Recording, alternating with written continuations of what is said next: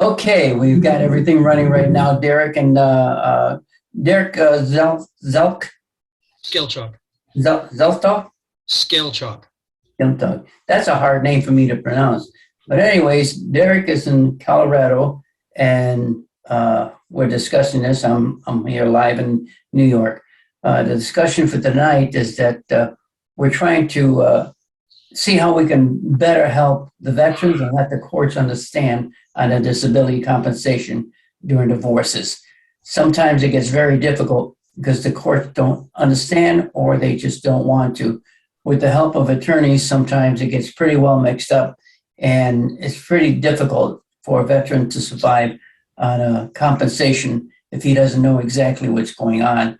And the courts shouldn't be taking these compensations away from the veteran itself, anyways, because the rule has it that the VA is it's against the law for this compensation to be squandered off by anybody. The veteran earned that. He was in the military, injured, whatever happened to him in the service, that's what he earned. Whether it's 10, 20, or 100%, that belongs to him, not the state. Derek, give me a little bit of was you in the Air Force, Army, or what? I was in the Army. In what? I was in the Army for 13 years. For 13 years? Yeah. Wow, what'd you do? So I did maintenance and service, fuel, supply. Mm-hmm. Mm-hmm. And did you get injured while you was in the service? I accrued some injuries through service, some injuries while in combat. So yeah, I didn't lose any limbs or anything like that, but did accrue some injury in my back, knees, feet, wrists. Mm-hmm. Mm-hmm. And speak a little louder. And this gave you a percentage of what? This gave me a percentage of 100%. 100%. Well, what does that mean to the public and those that are viewing this video? In all honesty, I'm not really sure what it would mean to the public, just because the VA has a very weird way of rating an individual on their injuries, because it's not a typical math where, because a veteran could have a total of 500%, but the VA only pays up to 100%. And then the way they do their calculations is, you have a primary injury, and then every injury on that has a percentage that it adds to. So unfortunately, even explaining like that, it's still a very complicated way to even think about it. But as far as like 100% goes, like I'm 100% total permanent disabled. And this gives you privileges, am I correct? It gives me access to VA health, to dental, gives me access to school, things of that nature. And it also, if I'm not mistaken, not that I'm naive about this, just so we can get the public aware and a little bit of savvy on what's going on here. These benefits also cover your son, correct? So they do not. The VA benefits primarily cover me. When we're talking about disability compensation, yes, there is a small portion that Congress has, a specific amount that Congress has given me for my son. Okay. And I believe it's like $93 and change. Mm-hmm. But let's say at a point that he starts growing up, wants to go to college, he can go to college on these benefits. So yeah, so and then on the education side, there are, because I'm a total permanent disabled combat vet, there are some education benefits that he can receive. And then there's also, I can transfer a portion or whatever's left of my GI Bill, I can transfer to him, so that he could use that. Mm-hmm. So that's really the limited part of the benefits. Like he doesn't get any medical, or actually doesn't get any medical or anything like that. It's just more education and then that very minimal compensation. Okay. Okay, well, I don't know too much about the full benefits for children, but I know if you're married and you're 100%, your wife has the ability to go to the VA to be checked or have examinations and so on. So I would think that that would be also with your children too. Right. Yeah, I'm unaware of that. I think I've tried to. I contacted the VA to see if I could sign up my son for something like even therapy, things of that nature. And what I've been told is that the VA only covers the veteran um, as far as medical and treatment like that. Wow. Well, let's really get into the nitty and gritty of this thing. Okay. You've been having a slight difficulty in having the courts understand that they cannot sever or take any part of your compensation away in this divorce that you're having. Now, can you explain what's going on here so we can well understand? Because this sequence is about disability compensation 5301, the protection of veterans disability compensation, and I want to hear from you. What's going on here?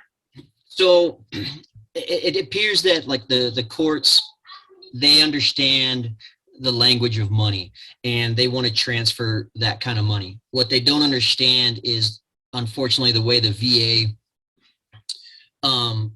dissects or describes their benefits, compensation, retirement, and such. So in my particular case, I never retired from the Army, so I never received retirement pay. I don't get pension. I don't receive. There's a special combat related disability compensation. I don't get that, so I only receive disability compensation. And according to federal laws, like 511, 38 USC 511, and even 42 USC 659, they specifically state that if a veteran does not receive retirement, then that money is left up to the Secretary of the VA to provision those benefits.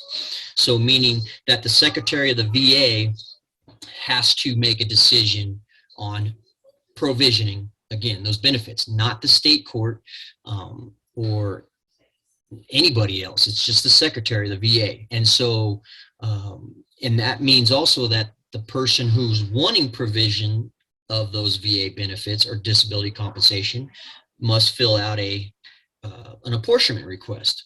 Mm-hmm. And that goes through the VA, and the VA looks at it, determines if there's a need for financial assistance or if there's not, and if there's harm to the veteran or if there's not. There's a lot of criteria that the Secretary of the VA has to go through to determine this. And so once the Secretary of the VA makes this determination, that is it. It's final. The only way to change that is you'd have to go to the Court of Appeals for Veterans Benefits. There is a specific court that was designed by Congress for this process. Again, excludes state courts. The states have no say on how much a veteran can receive. They have no say on who can receive it. It is all left up to the VA and the Secretary of the VA through Congress. So what's happening here is that they're overlooking that, and from what I understand, what's going on here is that they don't care what the VA says or what the government says. Correct. Hook or crook, they're going to make you pay what they want you to pay, even correct. though they're not consistent with the laws of the VA and their statutes, right? Correct. So yeah, so there's an apportionment denial ruling that was made. So that means that my son's mother filed an application for an apportionment. It was denied. I attempted to present that into court as evidence, and the magistrate did not want to see it, ruled it as hearsay. And so it didn't get it admitted into court, even though it's on file in the court system, magistrates and whoever can look at it because it was been submitted. The other thing is what the courts have done, and even the Court of Appeals has done, is they lump me in with somebody who's received retirement. And because Congress has given limited exceptions to state courts provisioning disability benefits if the person receives retirement. And that is the key word, is if. But the courts seem to stop before the if and say, okay, he's receiving disability compensation. And because Colorado in their statute has this blanket term that they can include any and all income. So based off of that, their theory is that they can include any and all income, even though it conflicts with federal law. Have you ever refused to participate in the welfare of your son? So no, my son receives 100% of my disability compensation. When I mean that is, when I have my son in my custody, I am fulfilling the intent of Congress by supporting my son. So that $93 and change that they gave me goes to him every month by either feeding him, housing him, entertaining him, clothing him, educating him, anything a father would do for their child. So for anybody to say that I am neglecting my child could be the farthest from the truth. The courts take it for granted that they can 9:25 p.m. come in and start peeling off money on their say-so and not on the say-so of the Department of Veterans Affairs, because that $93 is not much. If the VA so wanted to or so choose to, they could increase that on merits of what, if they feel like it, correct? I mean, yeah, you would think, if society or Congress or VA or the courts, everybody that's using this theory says, well, $93 isn't enough money to raise a child. Well, you're right. I mean, $93 isn't enough, but Congress has specifically designated that amount for dependents. So again, I understand the theory behind it, that the intent for Congress and the VA and the disability compensation isn't set up so that I can have a lavish lifestyle or anything like that. It's set up to compensate me for my time in service, and I would imagine the best they could. I mean, again, it's really hard to sit there and say, okay, we're going to pay veterans whatever they want. Well, you can't do that, And so I get it that there's an amount, right? And I have to be a responsible parent, and I have to live within my budget. And so my budget is my VA disability compensation. And basically by the end of the month, I am down to about $5-10. So I'm utilizing 99% of that VA disability compensation. Now, do I have a glorious house and all kinds of stuff? No, I don't. My son is taken care of. He's got clothes on his back and food in his belly, and he's well educated. 9:27 p.m. 5 notifications. No one questions my son's health or his stability or anything like that in my care. So if for me to anybody again say that I neglect him because I don't pay child support, it's because I don't pay into the Colorado's revenue stream of child support. And that's really what it is. If you look at it and you get down to the nitty-gritty part of it, it's the state makes a ton of money off of child support. And from my understanding, I heard it's half their budget. Do you have does your son have a room in that house? He does. He has his own room. So I had to move into a 2-bedroom. It increased my rent increased my expenses, but at the request of his mother that he would have his own bedroom. And Okay. he's at 4, so. So how many days a week do you have your son? So on a typical, I have a 50-50 parenting plan, and I have him every Wednesday, Thursday, and then we rotate the weekends. Unfortunately, recent events have led me to have him full-time, and that's to be determined how long that will continue. Mm-hmm. And I'm not getting any assistance. The mother's still receiving all her state funding and assistance while I have him 100% of the time. Now, when your wife, are you still married or divorced? No, we're divorced. Okay. When she has your son, is she providing everything and straight off the fact, just like you, the caring, the food, the room to sleep in, the safety of your child? Is that all there?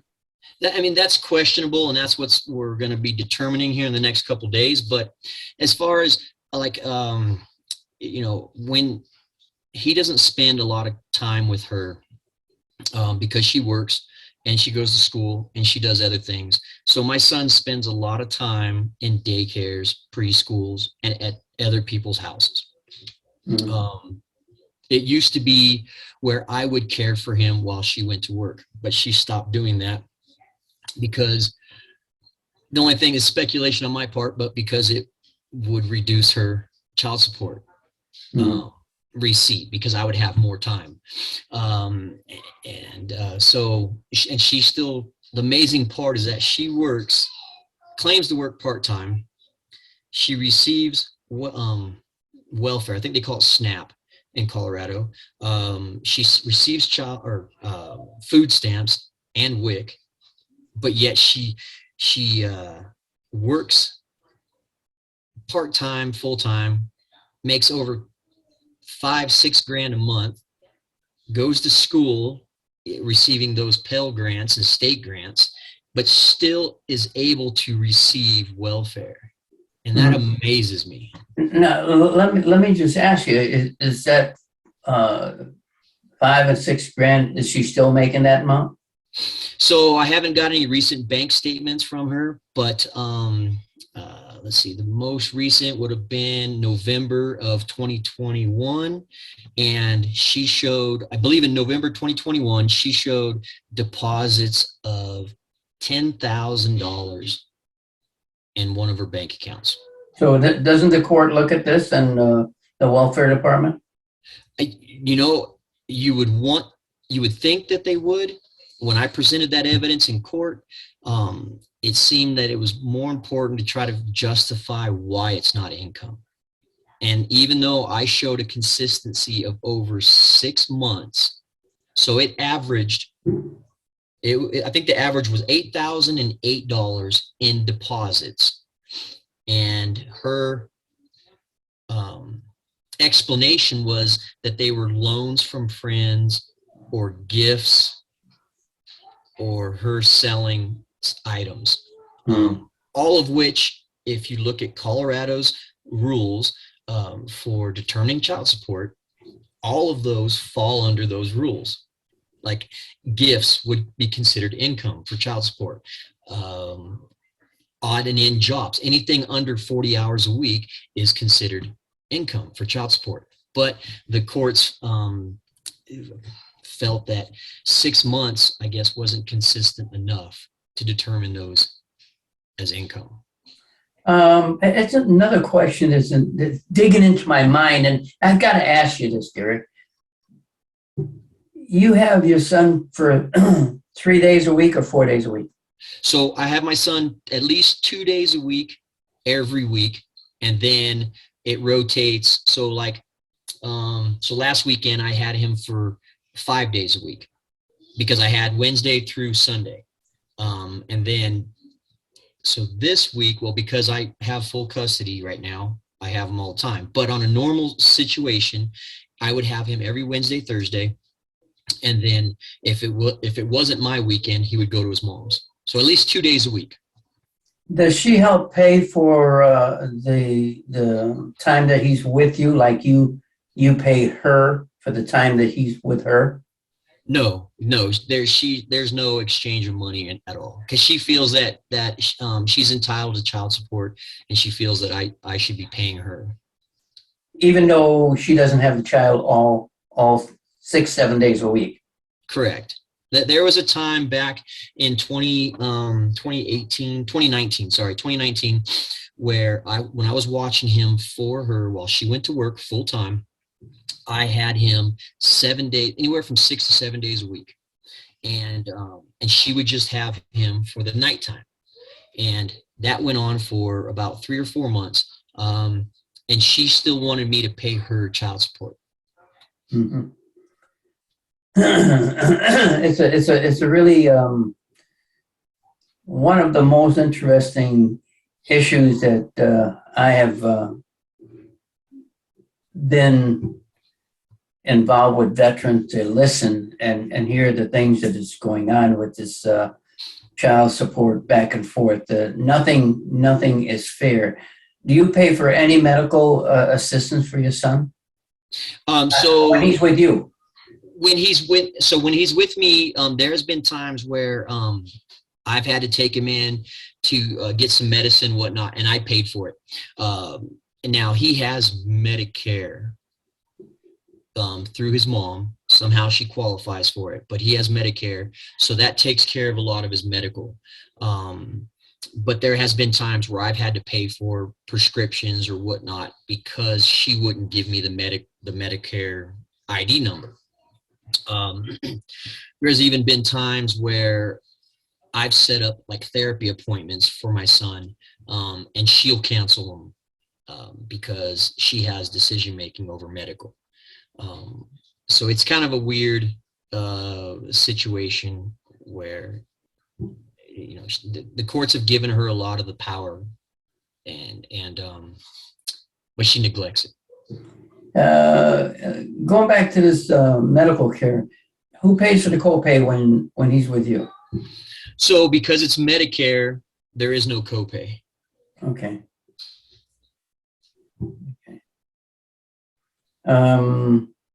You know, I'm neither a lawyer, a doctor, or a butcher, or a baker, or a candlestick maker, or a psychologist. I'm just a raw veteran that has seen this for many, many years, going by on issues with veterans and their compensation, disability compensation, being awarded to other than what it was intended for. And yours is pretty interesting. I don't think that I've ever interviewed anybody and picked certain questions to show the folks, the people out there, the authorities, what a father does when he does care for his child. And you do care for him. And you must have a lot of love for him to do what you're doing and facing the courts the way you are. Am I correct? It's correct. You hit the nail on the head, and it's a constant battle just to keep the time that I have with my son. I've been in court at least 2 to 3 times a month, just fighting off contempt charges that she comes up with. And the struggles, are you having any struggles trying to get any help from attorneys, lawyers, or whatever? Just asking. You don't have to tell me that. I'm just saying, are you getting any help? You know, very little. The help that I do get seems to be the same stuff that gets pushed out, like free information, free literature, things that the VA already hands out. As far as like legal help goes, I guess I have wisened up to the system, because when there's a contempt charge and if there's jail sentence sought, I qualify for court-appointed attorneys. So I take advantage of that. Now, is that kind of help reliable? No, because I found out that the attorney only gets paid $80 an hour for any. How much? $80 an hour. And that's a substantial, hit in the pocket when they normally charge over 300. So you can it kind of lets you know the kind of work they're going to put into my case. Um, you know, and I've reached out to almost every organization that somebody has recommended me for in Colorado that would provide legal assistance, and nobody wants to touch my case. It's either too complicated or it deals with child support, and that seems to be the bad omen, that nobody wants to fight that fight. And it doesn't matter if I'm in the right or wrong. It's just something that they don't want to put their career against. And it's interesting you say that they don't want to get into the battle because it is too difficult, and it is. You have Congressman Mark Takano, who's the chair for the committee in the House, and then you have Senator Tester, chairperson for the Senate committee, and I have spoken to some of their representatives, and I've always said, when talking to any representative trying to get help, it's like looking in the right ear, and actually, if I look real close, I could see Colorado through the other end. Okay, and it's tremendous. They have the powers to do what's got to be done, but they just switch you over to different people, hopefully just to shake you away, and you don't bother them. And I've already said that to them. I've been to Washington many times, secretaries of Veterans Affairs, numerous of them, and we have mentioned this to a committee that we have with our organization, because, Operation Find for Effect is a network. We don't operate as lawyers or saying we are lawyers. It's a network. We try to get the help. We try to communicate with somebody to get back to that individual that needs the help, and hopefully they can get some help.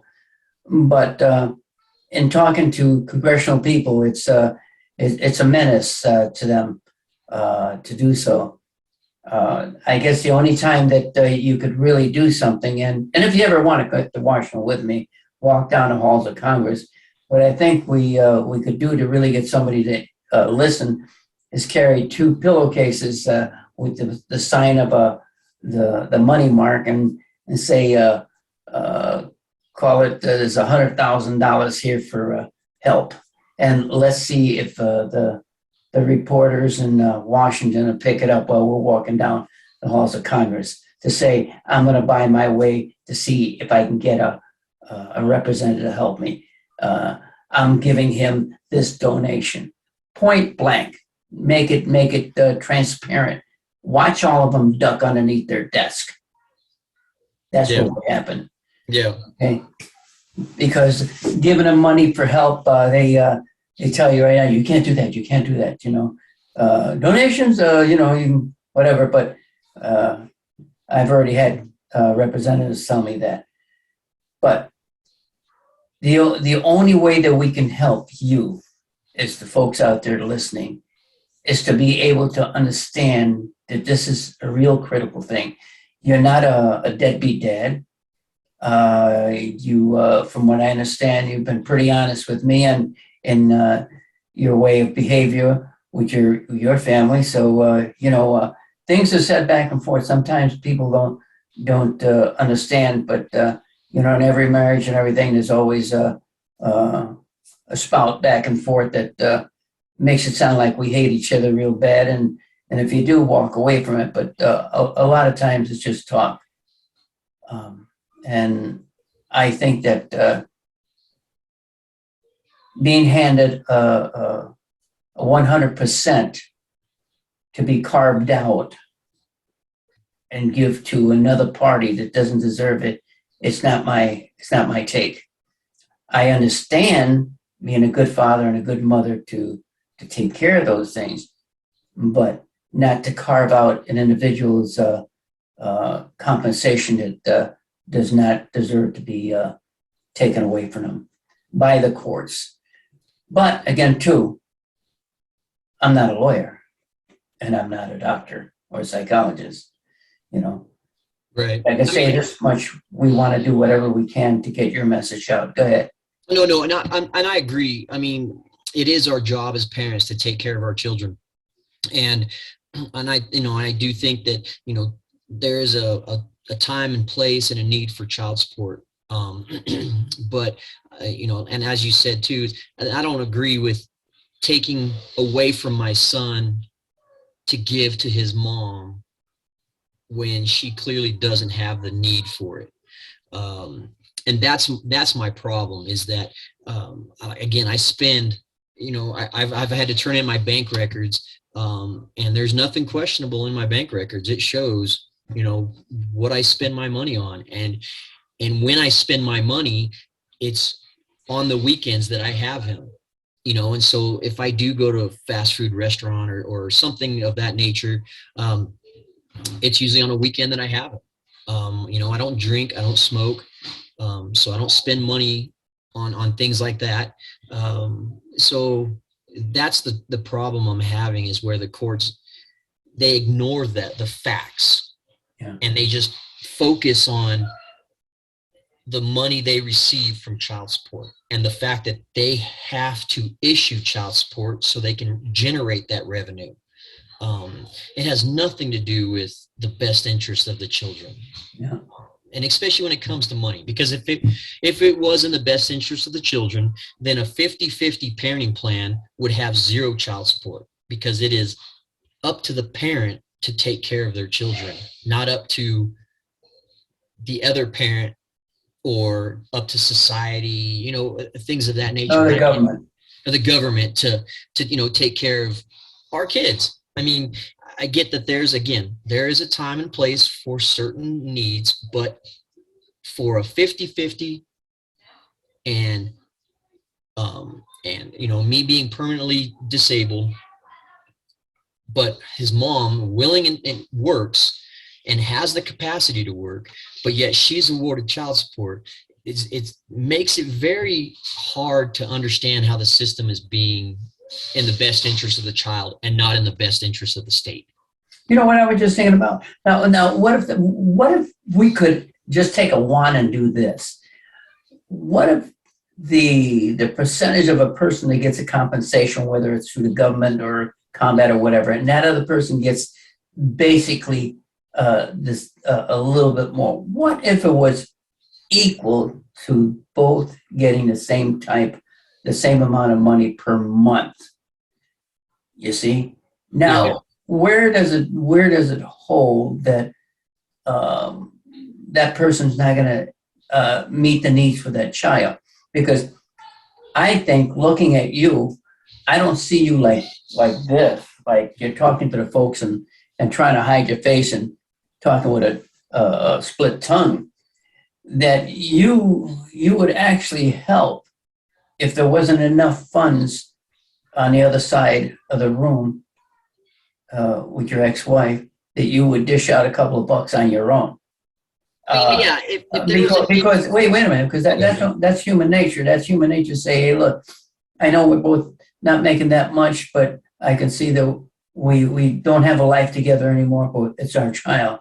But if there's something you need, I'll help you, and if there's something I need, I'll ask. Is that a mutual understanding? I can see that happening, but I don't see it when our representatives and our total government doesn't look at it like that, because they ignore the issue that's going on, and it creates a bigger battle for everything, black, white, green, blue, simple as that. Anything that something can be stirred up to meet their needs, it's done, but not to meet the needs of the individual.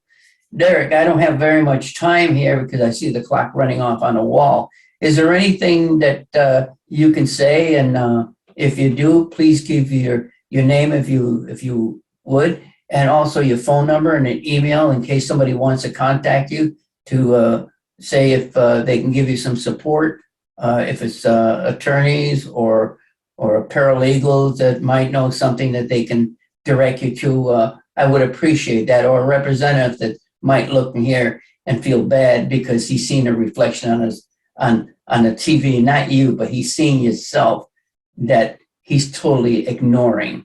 But with that, would you please give a little bit of yourself and a contact? That would be, that's fine. Yeah, like, again, I try to be the best dad that I can. I'm trying to be an example for my son, and despite all the negativity that it's around, he's going to be exposed to. I try to find the greater good. As far as like my information, I can be reached. Probably the best thing to reach me is through email, and that is it's a D as in Delta, A as in Alpha, S as in Sierra, 7674@hotmail.com. That's probably the easiest way to get in hold of me. And I'm sure if somebody wanted to get a hold of me, that can probably go through you. You have my contact, and I'm sure you would trust whoever, you wouldn't just give out my contact to anybody. So, in all fairness, I just want the best for my son. Doesn't matter how he gets it. I'm going to do this. Look, everybody out there just heard Derek's give a little bit of information how to contact him. You can either call me up if that makes life easier too. You call me at 315-986-7322. That's the Operation Fire for Effect phone number. No problem on that. And if you want to email me, I'll contact Derek. It's G like golf, Delta, Sierra, USA @rochester.rr.com. So that's golf, Delta, Sierra, USA @rochester.rr.com. Get a hold of me and I'll make sure that I'll get a hold of Derek because I don't want him to miss out on any help that someone can give him. Is that all right with you, Derek? That sounds great to me, Gene. Thank you very much. You're welcome. And these are a sequence of 5 videos that we're doing showing you what a veteran's going through and the help and issues that they're seeking. And what representatives are just letting slide by, ignoring the issues completely. The Department of Veterans Affairs doesn't always do things that are wrong or bad or complicated. But in this case, they need to get themselves in a position that the veteran is seeking help. Listen, then determine how much that we have to do to help them. Thank you again, Derek, and take care. And hey, I hope your son becomes a Marine. But anyway, thanks, Gene. You're welcome. Okay. Good night, everybody. Good night.